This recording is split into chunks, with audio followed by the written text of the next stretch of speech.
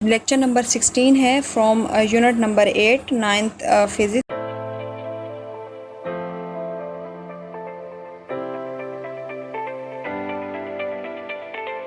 आज का जो टॉपिक है उसमें हमने डिस्कस करना है एक thermal expansion, linear thermal expansion in solids और वॉल्यूम थर्मल एक्सपेंशन। इन तीनों टॉपिक्स को जो है आज हम स्टडी करेंगे डिटेल में, विद इन डिटेल और बहुत सारी जो है इंफॉर्मेशंस के साथ। तो ये है कि आपने इसको जो है कोर्स से सुनना है, क्योंकि ये लेक्चर में जो थर्मल एक्सपेंशन है इससे रिलेटेड एक तो ये बच्चों को बहुत कंफ्यूज करते हैं, क्योंकि इसमें काफ़ी सारी जो है इक्वेशंस हैं। सो हमने जो है इसको डिटेल में पढ़ना है, तो ज़ाहिर सी बात है डिटेल में जब हम पढ़ेंगे तो फिर ये कन्फ्यूजन भी दूर हो जाएगी कि कौन सा जो टॉपिक जो हम डिस्कस कर रहे हैं इससे रिलेटेड हम लोगों ने क्या क्या चीज़ों को डिस्कस करना है। स्टार्ट हम करते हैं थर्मल एक्सपेंशन से। पेज नंबर 183 पर थर्मल एक्सपेंशन का लास्ट पॉइंट है 8.8 आर्टिकल। यहाँ से हम डिस्कस करें, क्योंकि पिछला जो था हमने डिस्कस किया था द एवोपरेशन 8.7 आर्टिकल जो था वो हमने डिस्कस कर लिया था प्रीवियस लेक्चर 15 में। सो लेक्चर नंबर 16 जो हम जो है डिस्कस कर रहे हैं उसमें हमने थर्मल एक्सपेंशन जो डिस्कस करना है, पेज नंबर 183 8.8 आर्टिकल। सो हम डिस्कस करेंगे सबसे पहले इसकी डेफिनेशन, क्योंकि एग्ज़ाम में सबसे पहले जो है डेफिनेशन पूछी जाती है किसी भी टॉपिक से रिलेटेड, उसके अबाउट कॉन्सेप्ट पूछा जाता है, उससे रिलेटेड एग्जांपल्स पूछी जाती हैं। सो इनको क्या करना है, हमने फर्दर डिस्कस करना है।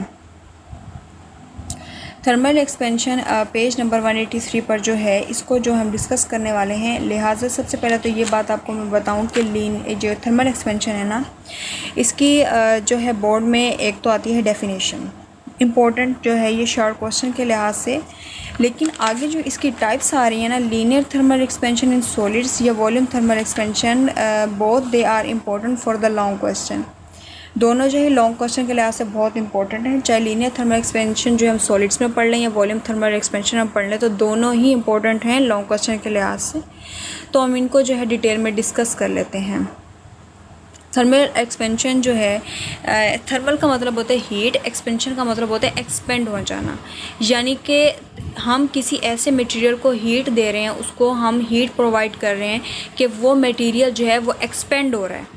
ठीक है, तो सबसे पहले थर्मल एक्सपेंशन हमें यही कॉन्सेप्ट दे रहा है, thermal expansion is where thermal expansion, यानी कि हीट वहाँ पर प्रोवाइड की जाती है जहाँ पर कोई मटेरियल एक्सपेंड करता है, फैलता है।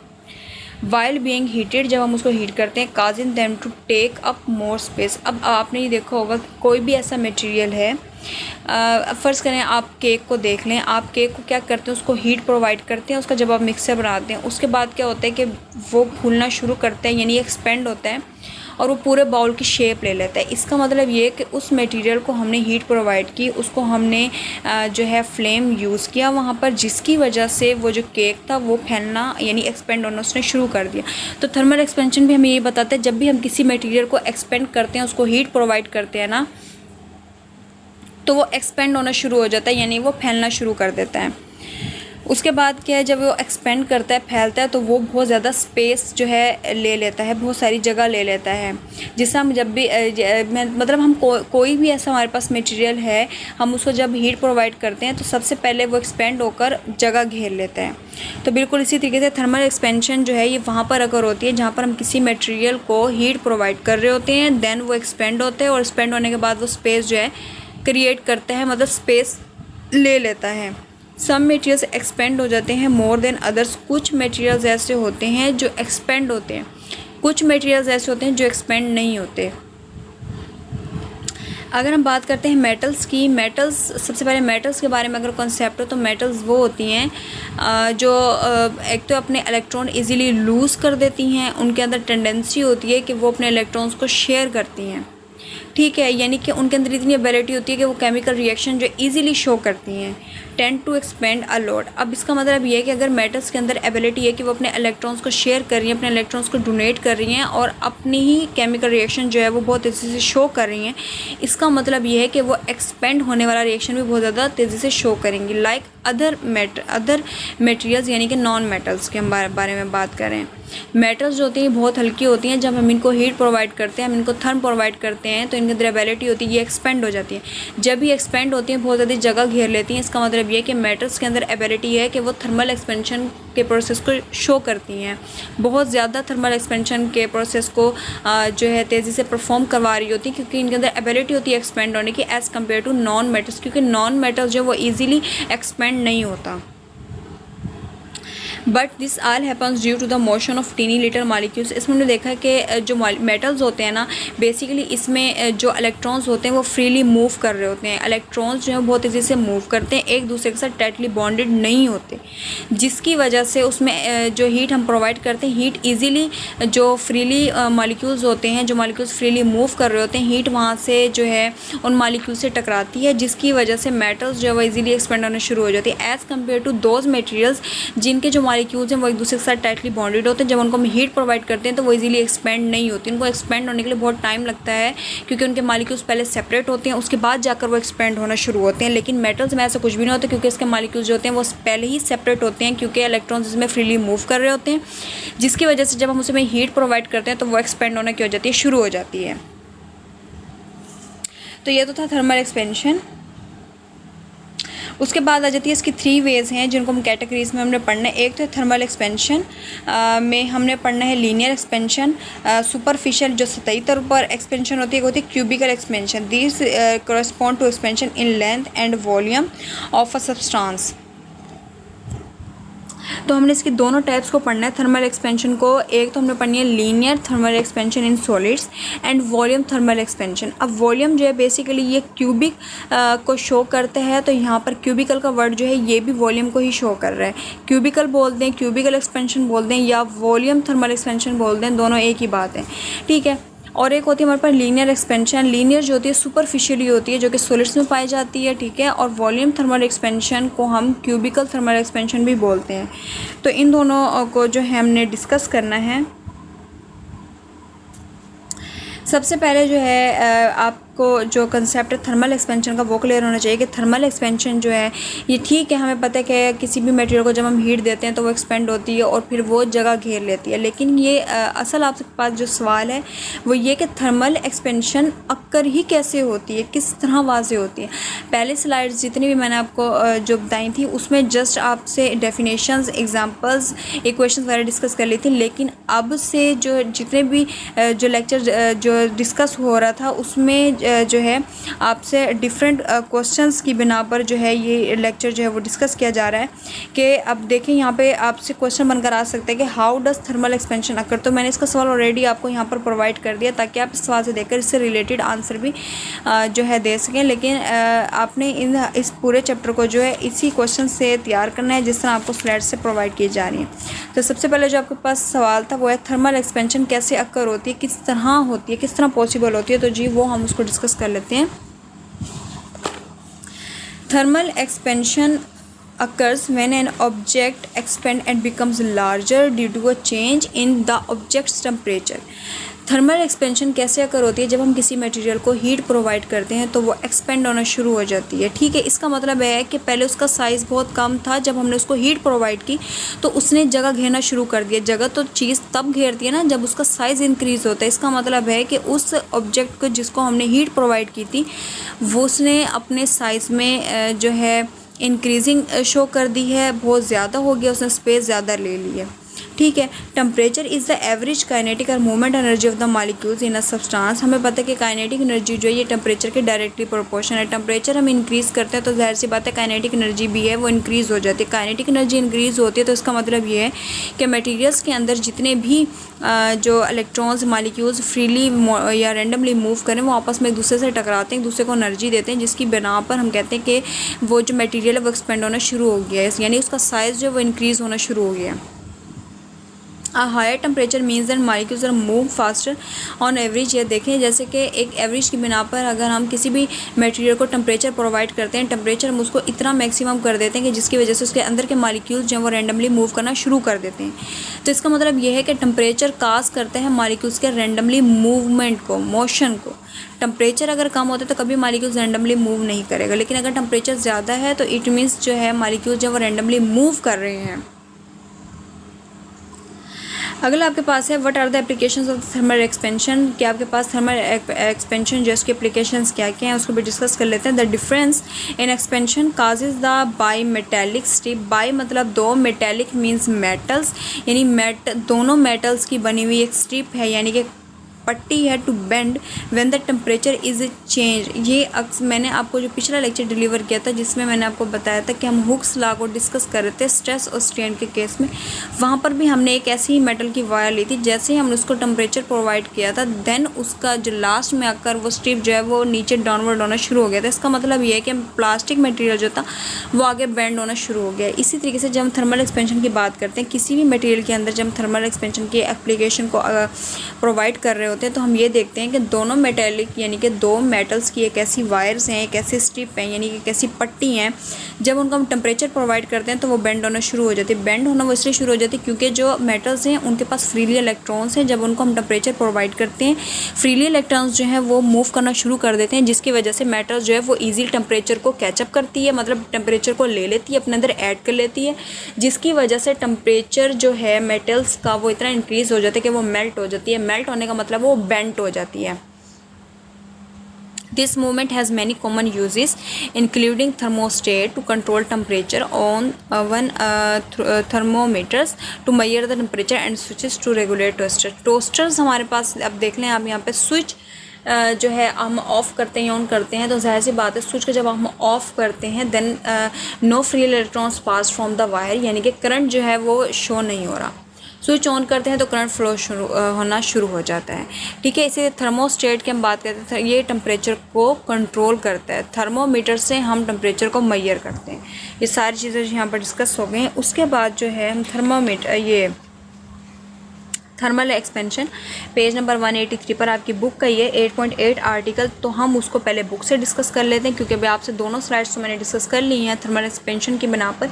नेक्स्ट जो हम आपसे पेज नंबर 183 आपकी बुक से पहले थर्मल एक्सपेंशन को डिस्कस कर लेते हैं, उसके बाद फिर हम इसकी फर्दर दोनों कैटेगरीज पर जाएंगे। एक तो लीनियर एक्सपेंशन इन सॉलिड्स और एक है वॉल्यूम थर्मल एक्सपेंशन। तो थर्मल एक्सपेंशन को पहले हम आपकी बुक से डिटेल में डिस्कस कर लेते हैं, उसके बाद नेक्स्ट स्लाइड से हम इंशाल्लाह डिस्कस कर लेते हैं। उसके बाद है थर्मल एक्सपेंशन 8.8 पेज नंबर 183 का आर्टिकल है। Most of the substance solids liquids and gases expand on heating and contract on cooling.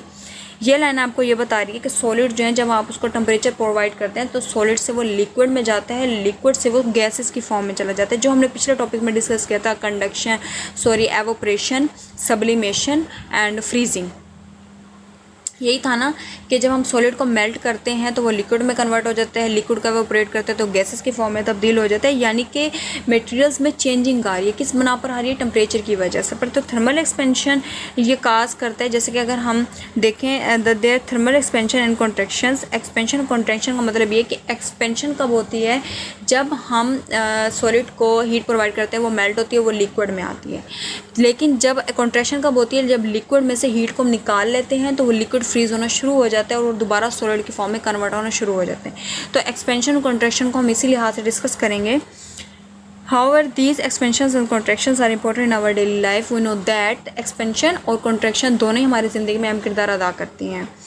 Kinetic energy का हमने डिस्कस कर लिया था पिछले स्लाइड में। काइनेटिक एनर्जी जो है वो टेम्परेचर के डायरेक्टली प्रोपोर्शनल है। इसका मतलब ये है कि जैसे टेम्परेचर ज़्यादा होगा तो काइनेटिक एनर्जी मॉलिक्यूल्स की वो भी ज़्यादा हो जाएगी, मॉलिक्यूल्स जो है वो रैंडमली मूव करना शुरू कर जाएंगे। Kinetic energy of the molecules of an object depends upon the temperature. We know that already. The kinetic energy depends on the temperature. कि kinetic energy already ही temperature पर depend कर रही होती है। The molecules of a solid vibrate with larger amplitude at high temperature. Solids का अगर हम discuss कर लेते हैं टेम्परेचर के लिहाज से तो आपने देखा होगा कि solids के molecules जो हैं वो एक दूसरे के साथ टाइटली बॉन्डेड होते हैं, उनमें इंटरमॉलिक्यूलर फोर्सेस पाए जाते हैं। That's a very strong forces. अब आपने देखा कि इंटरमॉलिक्यूलर फोर्सेस या आप देख लें कि मॉलिक्यूल्स जो हैं एक दूसरे के साथ टाइटली बॉन्डेड होते हैं, एक दूसरे के जुड़े हुए होते हैं, जकड़े हुए होते हैं, एक दूसरे को बिल्कुल टाइटली बॉन्ड के होते हैं। तो जाहिर सी बात है जब उसको हम टेम्परेचर देंगे तो उनके मॉलिक्यूल्स जो हैं वो रैंडमली मूव तो नहीं करेंगे क्योंकि वो आपस में पहले ही ऑलरेडी जो है हम जानते हैं कि वो टाइटली बॉन्डेड है। तो क्या करेंगे? वो मॉलिक्यूल्स तो अपनी जगह तो छोड़ेंगे नहीं क्योंकि वो फ्रीली उसमें मूवमेंट हो नहीं रही, फ्रीली मोशन नहीं हो रही। तो वो क्या करेंगे? वो जिस जगह पर मौजूद है ना वहीं पर ही वो एक दूसरे से टकराएंगे और वाइब्रेशन प्रोड्यूस करेंगे, सॉलिड के केस में अगर हम बात करें तो।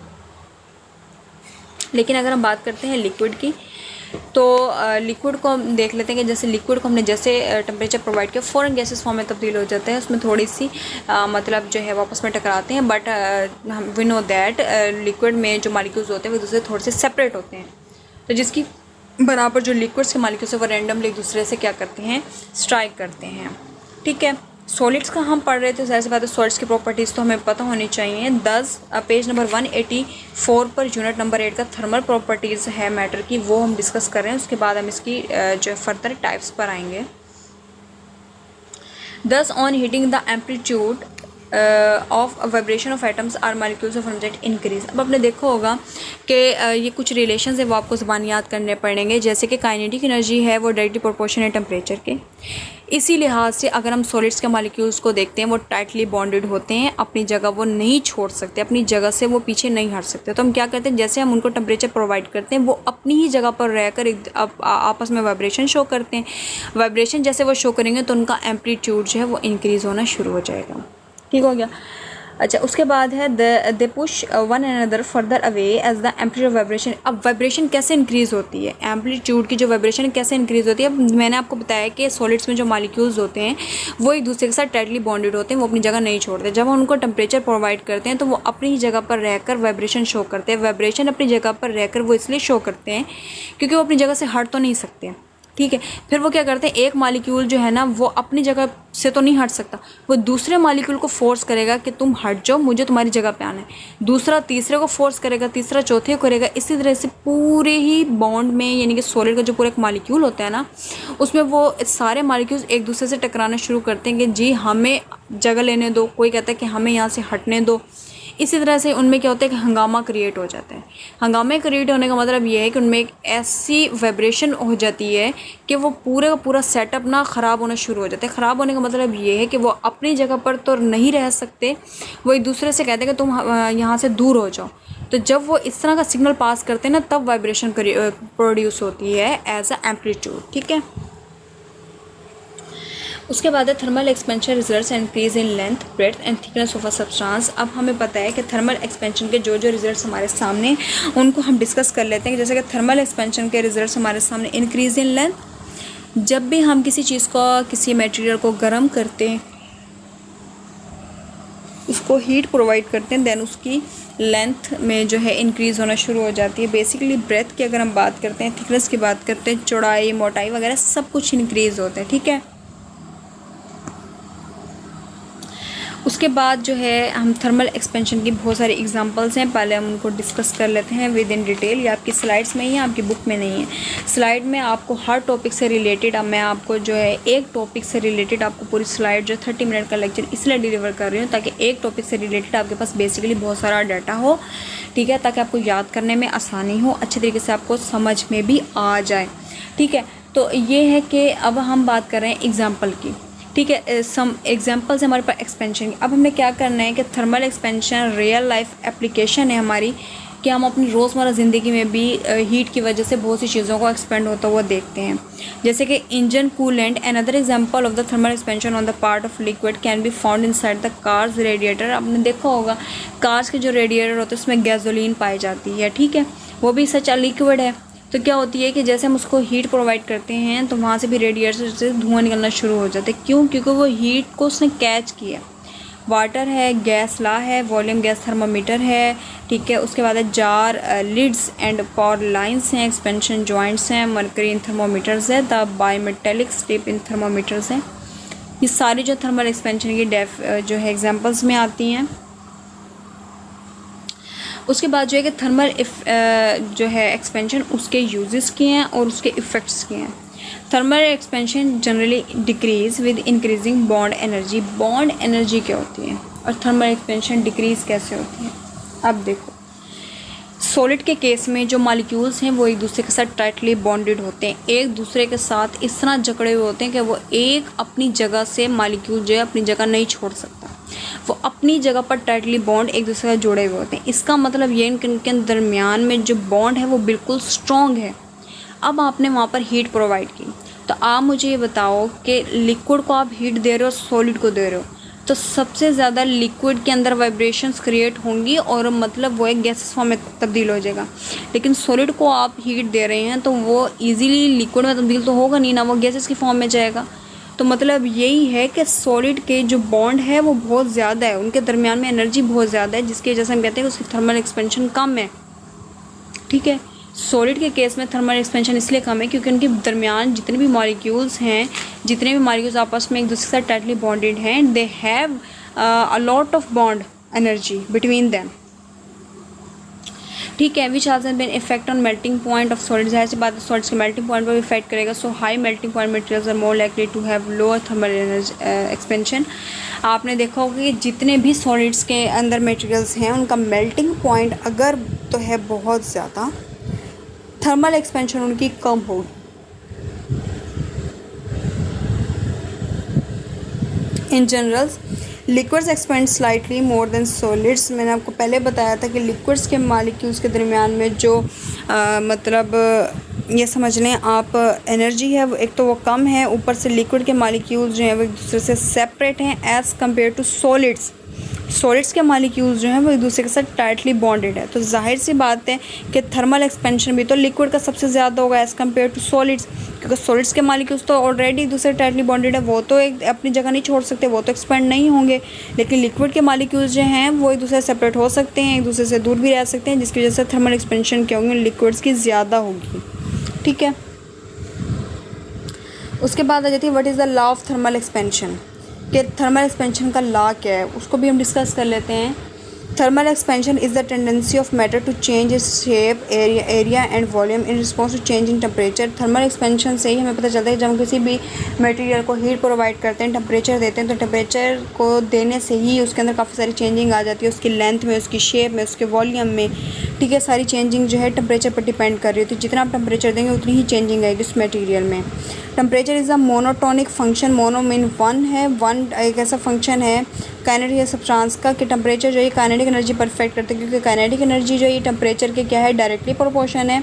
दस the molecules begin vibrating moving more and usually maintain the greater average separation. यानी कि टेम्परेचर जब हम ज़्यादा देते हैं तो काइनेटिक एनर्जी भी मॉलिक्यूल्स की बहुत ज़्यादा हो जाती है, जिसकी वजह से हम कहते हैं कि सॉलिड्स के दरमियान में जितने भी मॉलिक्यूल्स हैं उनके अंदर वाइब्रेशंस क्रिएट हो जाती है। तो वाइब्रेशन क्रिएट हो या फिर मॉलिक्यूल्स आपस में एक दूसरे से रैंडमली मूव करें, they all depends upon the temperature.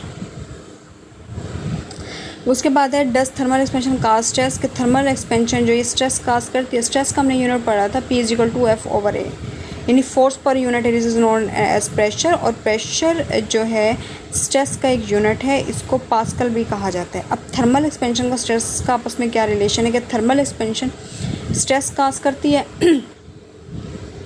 Thermal expansion does not cause stress. आपके पास इस तरह का क्वेश्चन भी बनकर आ सकता है, जो मैंने आपको ऑलरेडी यहाँ पर दे दिया ताकि आपको समझने में आसानी हो।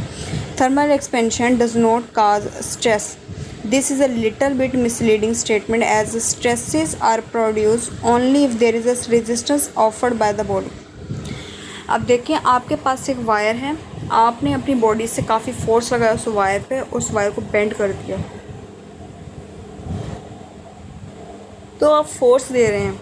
अब थर्मल एक्सपेंशन यानी टेम्परेचर में तो फोर्स कहीं आता ही नहीं है।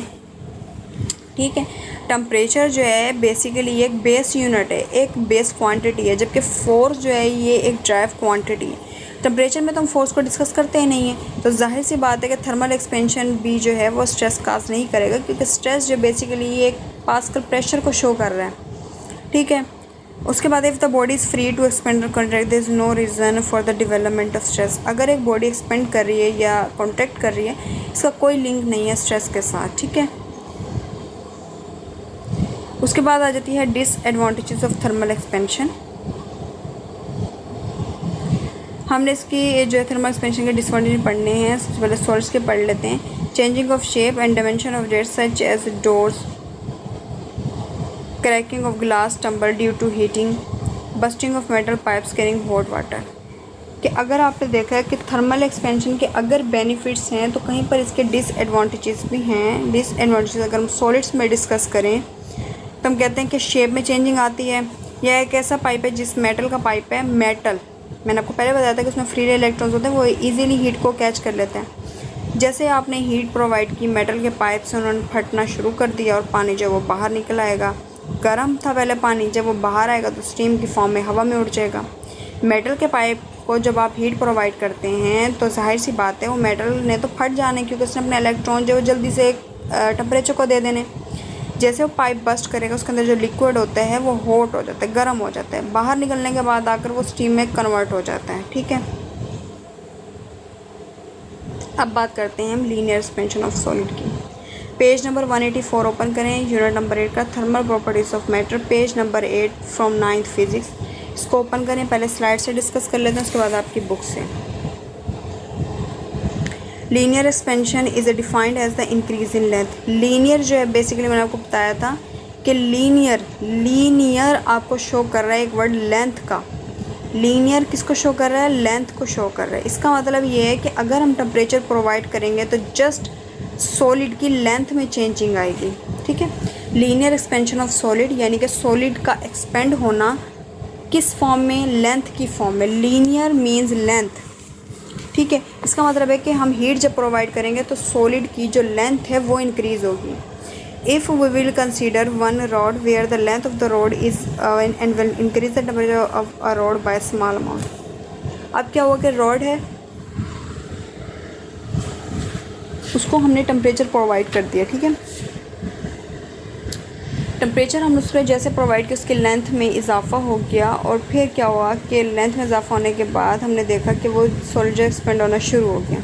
अब अपनी बुक पर आए, पेज नंबर 184 पर, वहाँ से हम इसको डिस्कस कर लेते हैं। It has been observe that solid expands on heating and their expansion is nearly uniform over a wide range of temperature. Uniform का मतलब होता है बिल्कुल स्ट्रेट, यानी कि लेंथ में चेंजिंग आ रही है, यूनिफॉर्मली आएगी। ठीक है, उसके बाद एक consider a metal rod of length L nought at certain temperature T nought, let its length on heating to a temperature T becomes L. पहले इनिशियली एल नोट था, टी नोट था, लेकिन बाद में जो है टेम्परेचर बिकम्स टी हो गया और लेंथ जो है वो एल हो गई। Increasing in the length of the rod, जब रोड की लेंथ में इजाफा हुआ तो delta L is equal to L minus L nought हुआ। इसी तरीके से जब हमने टेम्परेचर को चेंज किया तो टेम्परेचर की चेंजिंग में delta T is equal to T minus T nought हो गया। ठीक है, and it is found that change in length delta L of a solid is directly proportion to its original length. के change in length जो है हम जानते हैं डेल्टा एल वो डायरेक्टली प्रोपोर्शन किसके? ओरिजिनल लेंथ के, यानी कि एल नोट के। अगर वो एल नोट के डायरेक्टली प्रोपोर्शन है, इसका मतलब ये कि चेंज इन लेंथ भी टेम्परेचर के डायरेक्टली प्रोपोर्शनल होगी। ठीक है, अब हमने इसको करना है, डायरेक्टली प्रोपोर्शन को हमने हटाना है और हमने कांस्टेंट लगाना है। तो delta L is equal to alpha L nought delta T. Alpha जो है बेसिकली ये एक लीनियर एक्सपेंशन जो है सॉलिड्स में शो कर रहा है, इसलिए हम इसका कोफिशिएंट अल्फ़ा लेंगे। अब क्या करना है आपने, डेल्टा एल जो ऊपर आपको इक्वेशन दी गई थी, delta L is equal to L minus L nought, नीचे 8.9 जो आपके पास इक्वेशन है, delta L is equal to alpha L nought delta T, वहाँ पर डेल्टा एल की जगह आपने वैल्यू ऊपर वाली पुट करनी है एल माइनस एल नोट। ठीक है, अब एल नोट जब उधर जाएगा, ठीक है, तो ये प्लस की फॉर्म में जाएगा। फिर हम यहाँ से क्या करेंगे, एल नोट को कॉमन लेके आगे 1 लगाएंगे। इसी तरीके से आपकी इक्वेशन बन जाएगी where alpha is called the coefficient of linear thermal expansion of the substance. तो आपके पास alpha is equal to delta L over L nought delta T. ये एक मोस्ट इंपॉर्टेंट लॉन्ग क्वेश्चन है, बिकॉज यहाँ पर रफ जो है इक्वेशन शो की गई है, बच्चों को समझ में भी नहीं आता, ना को उसका कॉन्सेप्ट होता, तो इसलिए इस पूरे जो टॉपिक है 184 पे लीनियर थर्मल एक्सपेंशन को आपने सॉलिड्स में, ये एक इंपॉर्टेंट लॉन्ग क्वेश्चन, इसको अच्छे तरीके से तैयार करना है। ठीक है, उसके बाद है we can define the coefficient linear expansion. आपके पास डेफिनेशन भी इस तरह आ सकती है कि कोफिशिएंट लीनियर एक्सपेंशन जो है इसको डिफाइन करें, तो आपने कहना है substance as the fractional increase in its length per kelvin rise in temperature, this is known as the coefficient of linear thermal expansion of the substance. ठीक है, ये हो जाएगा। उसके बाद है volume thermal expansion. Volume thermal expansion को जो हम डिस्कस कर लेते हैं।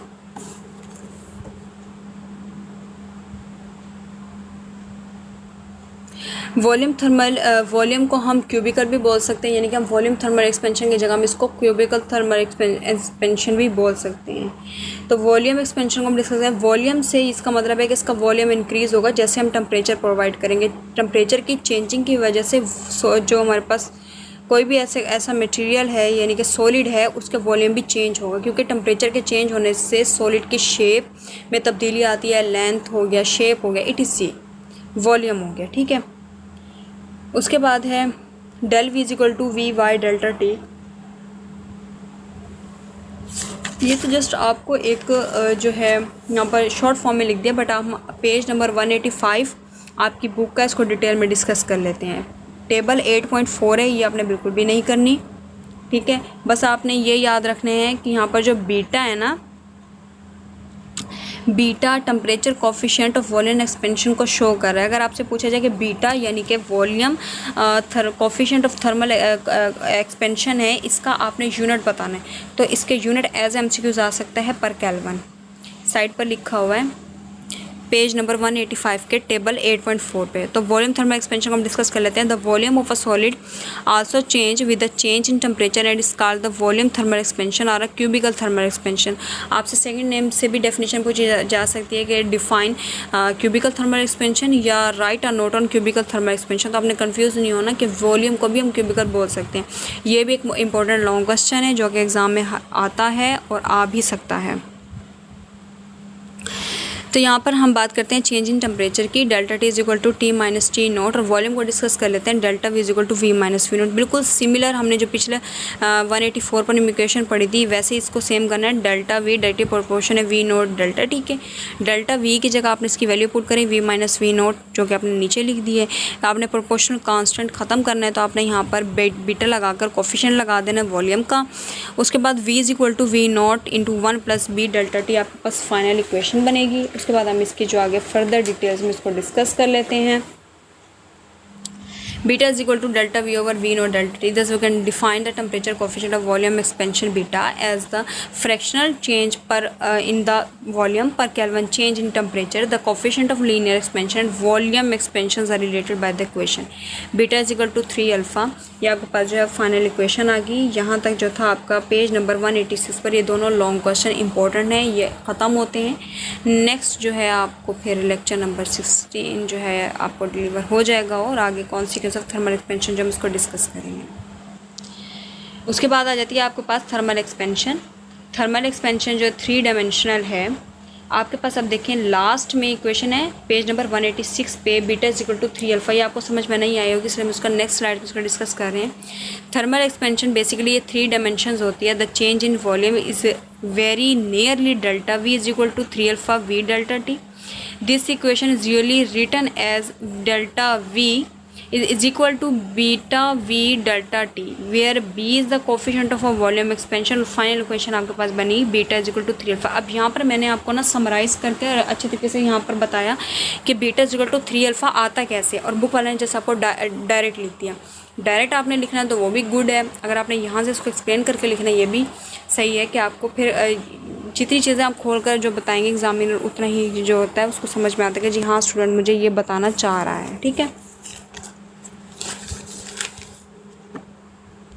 उसके बाद आ जाती है thermal expansion is large for gases relatively small but not negligible for liquids and solids. Linear thermal expansion delta L is equal to alpha L delta T, जो कि हम प्रीवियस स्लाइड में डिस्कस कर चुके हैं। यहाँ पर बाद में देने का अक्सर मकसद आपको रिवाइज करवाना है। But delta L is the change in length, L delta T is the change in temperature and alpha is the coefficient of linear expansion which very slightly with the temperature. यहाँ तक जो हमारा lecture ख़त्म होता है, ठीक है।